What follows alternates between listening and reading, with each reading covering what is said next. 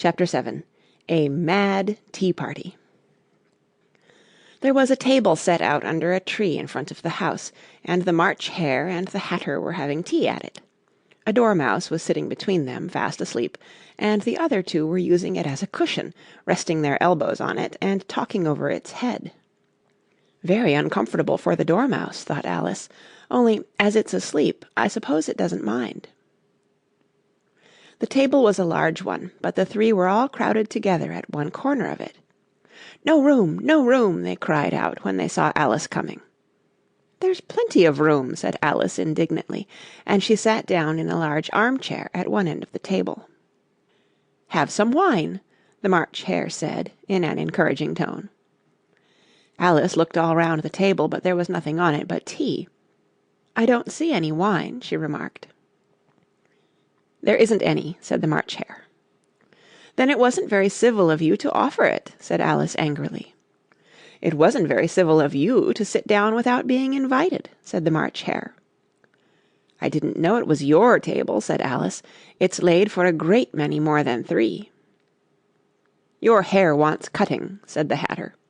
He had been looking at Alice for some time with great curiosity, and this was his first speech. "You should learn not to make personal remarks," Alice said with some severity. "It's very rude."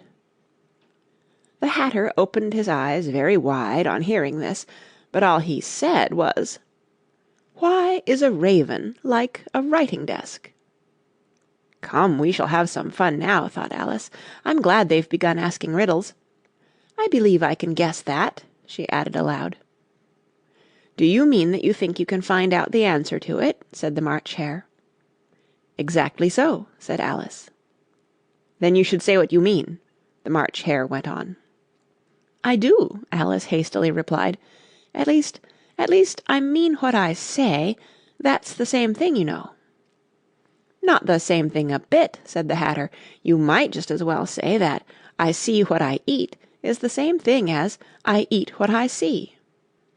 "You might just as well say," added the March Hare, "that I like what I get is the same thing as I get what I like." "You might just as well say," added the Dormouse, who seemed to be talking in his sleep, "that I breathe when I sleep is the same thing as I sleep when I breathe." "It is the same thing with you," said the Hatter, and here the conversation dropped, and the party sat silent for a minute, while Alice thought over all she could remember about ravens and writing-desks, which wasn't much. The Hatter was the first to break the silence. "What day of the month is it?" he said, turning to Alice. He had taken his watch out of his pocket, and was looking at it uneasily, shaking it every now and then, and holding it to his ear. Alice considered a little, and then said, "The 4th." "2 days wrong," sighed the Hatter. "I told you butter wouldn't suit the works," he added, looking angrily at the March Hare. "It was the best butter," the March Hare meekly replied. "Yes, but some crumbs must have got in as well," the Hatter grumbled. "You shouldn't have put it in with the bread-knife." The March Hare took the watch and looked at it gloomily. Then he dipped it into his cup of tea and looked at it again. But he could think of nothing better to say than his first remark. "It was the best butter, you know." Alice had been looking over his shoulder with some curiosity. "What a funny watch," she remarked. "It tells the day of the month, and doesn't tell what o'clock it is." "Why should it?" muttered the Hatter. "Does your watch tell you what year it is?" "Of course not," Alice replied very readily, "but that's because it stays the same year for such a long time together." "Which is just the case with mine," said the Hatter. Alice felt dreadfully puzzled. The Hatter's remark seemed to have no sort of meaning in it, and yet it was certainly English. "I don't quite understand you," she said, as politely as she could. "The Dormouse is asleep again," said the Hatter, and he poured a little hot tea upon its nose. The Dormouse shook its head impatiently, and said, without opening its eyes, Of course, just what I was going to remark myself." "Have you guessed the riddle yet?" the Hatter said, turning to Alice again. "No, I give it up," Alice replied. "What's the answer?" "I haven't the slightest idea," said the Hatter. "Nor I," said the March Hare. Alice sighed wearily. "I think you might do something better with the time," she said, "than waste it in asking riddles that have no answers." "If you knew time as well as I do," said the Hatter, "you wouldn't talk about wasting it. It's him." "I don't know what you mean," said Alice. "Of course you don't," the Hatter said, tossing his head contemptuously. "I dare say you never even spoke to time." "Perhaps not," Alice cautiously replied, "but I know I have to beat time when I learn music." "Ah, that accounts for it," said the Hatter. "He won't stand beating. Now, if you only kept on good terms with him, he'd do almost anything you liked with the clock. For instance, suppose it were 9 o'clock in the morning, just time to begin lessons. You'd only have to whisper a hint to time, and round goes the clock in a twinkling. 1:30, time for dinner." "I only wish it was," the March Hare said to itself in a whisper. "That would be grand, certainly," said Alice thoughtfully, "but then I shouldn't be hungry for it, you know." "Not at first, perhaps," said the Hatter, "but you could keep it to 1:30 as long as you liked." "Is that the way you manage?" Alice asked. The Hatter shook his head mournfully. "Not I," he replied. "We quarrelled last March, just before he went mad, you know," pointing with his teaspoon at the March Hare. "It was at the great concert given by the Queen of Hearts, and I had to sing, 'Twinkle, twinkle, little bat, how I wonder what you're at.' You know the song, perhaps?" "I've heard something like it," said Alice. "It goes on, you know," the Hatter continued, "in this way. Up above the world you fly, like a tea-tray in the sky, twinkle, twinkle." Here the Dormouse shook itself, and began singing in its sleep, "Twinkle, twinkle, twinkle, twinkle," and went on so long that they had to pinch it to make it stop. "Well, I'd hardly finished the first verse," said the Hatter, "when the Queen jumped up and bawled out, 'He's murdering the time! Off with his head!'" "How dreadfully savage!" exclaimed Alice. "And ever since that," the Hatter went on in a mournful tone, "he won't do a thing I ask. It's always 6 o'clock now." A bright idea came into Alice's head. "Is that the reason so many tea things are put out here?" she asked. "Yes, that's it," said the Hatter with a sigh. "It's always tea time, and we've no time to wash the things between whiles." "Then you keep moving round, I suppose," said Alice. "Exactly so," said the Hatter, "as the things get used up." "But what happens when you come to the beginning again?" Alice ventured to ask. "Suppose we change the subject," the March Hare interrupted, yawning. "I'm getting tired of this. I vote the young lady tells us a story." "I'm afraid I don't know one," said Alice, rather alarmed at the proposal. "Then the Dormouse shall," they both cried. "Wake up, Dormouse!" and they pinched it on both sides at once. The Dormouse slowly opened his eyes. "I wasn't asleep," he said in a hoarse, feeble voice. "I heard every word you fellows were saying." "Tell us a story," said the March Hare. "Yes, please do," pleaded Alice. "And be quick about it," added the Hatter, "or you'll be asleep again before it's done." "Once upon a time there were 3 little sisters," the Dormouse began in a great hurry, "and their names were Elsie, Lacie, and Tilly, and they lived at the bottom of a well." "What did they live on?" said Alice, who always took a great interest in questions of eating and drinking.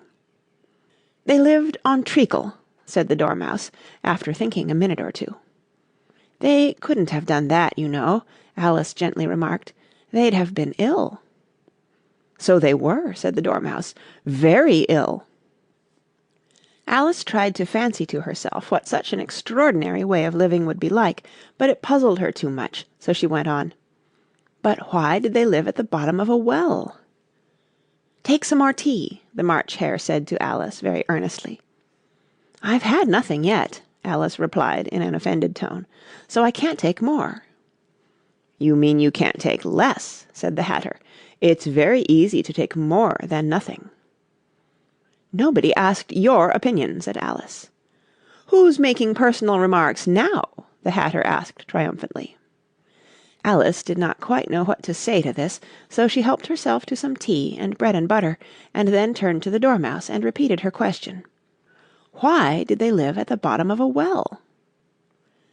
The Dormouse again took a minute or two to think about it, and then said, "It was a treacle well." "There's no such thing," Alice was beginning very angrily, but the Hatter and the March Hare went, "Shh, shh," and the Dormouse sulkily remarked, "If you can't be civil, you'd better finish the story for yourself." "No, please go on," Alice said very humbly. "I won't interrupt again. I dare say there may be one." "One indeed," said the Dormouse indignantly. However, he consented to go on. "And so these three little sisters, they were learning to draw, you know." "What did they draw?" said Alice, quite forgetting her promise. "Treacle," said the Dormouse, without considering at all this time. "I want a clean cup," interrupted the Hatter. "Let's all move one place on." He moved on as he spoke, and the Dormouse followed him. The March Hare moved into the Dormouse's place, and Alice rather unwillingly took the place of the March Hare. The Hatter was the only one who got any advantage from the change, and Alice was a good deal worse off than before, as the March Hare had just upset the milk jug into his plate. Alice did not wish to offend the Dormouse again, so she began very cautiously, "But I don't understand. Where did they draw the treacle from?" "You can draw water out of a water well," said the Hatter, "so I should think you could draw treacle out of a treacle well, eh, stupid?" "But they were in the well," Alice said to the Dormouse, not choosing to notice this last remark. "Of course they were," said the Dormouse, "well in." This answer so confused poor Alice that she let the Dormouse go on for some time without interrupting it. "They were learning to draw," the Dormouse went on, yawning and rubbing its eyes, for it was getting very sleepy, "and they drew all manner of things, everything that begins with an M." "Why with an M?" said Alice. "Why not?" said the March Hare. Alice was silent. The Dormouse had closed its eyes by this time, and was going off into a doze, but on being pinched by the Hatter, it woke up again with a little shriek, and went on, "That begins with an M, such as mousetraps, and the moon, and memory, and muchness. You know you say things are much of a muchness. Did you ever see such a thing as a drawing of a muchness?" "Really, now you ask me," said Alice, very much confused, "I don't think—" "Then you shouldn't talk," said the Hatter. This piece of rudeness was more than Alice could bear. She got up in great disgust and walked off. The Dormouse fell asleep instantly, and neither of the others took the least notice of her going, though she looked back once or twice, half hoping that they would call after her. The last time she saw them, they were trying to put the Dormouse into the teapot. "At any rate, I'll never go there again," said Alice, as she picked her way through the wood. "It's the stupidest tea-party I ever was at in all my life." Just as she said this, she noticed that one of the trees had a door leading right into it. "That's very curious," she thought, "but everything's curious to-day. I think I may as well go in at once." And in she went. Once more she found herself in the long hall, and close to the little glass table. "Now I'll manage better this time," she said to herself, and began by taking the little golden key and unlocking the door that led into the garden. Then she went to work nibbling at the mushroom (she had kept a piece of it in her pocket) till she was about a foot high. Then she walked down the little passage, and then she found herself at last in the beautiful garden, among the bright flower beds and the cool fountains. End of chapter 7.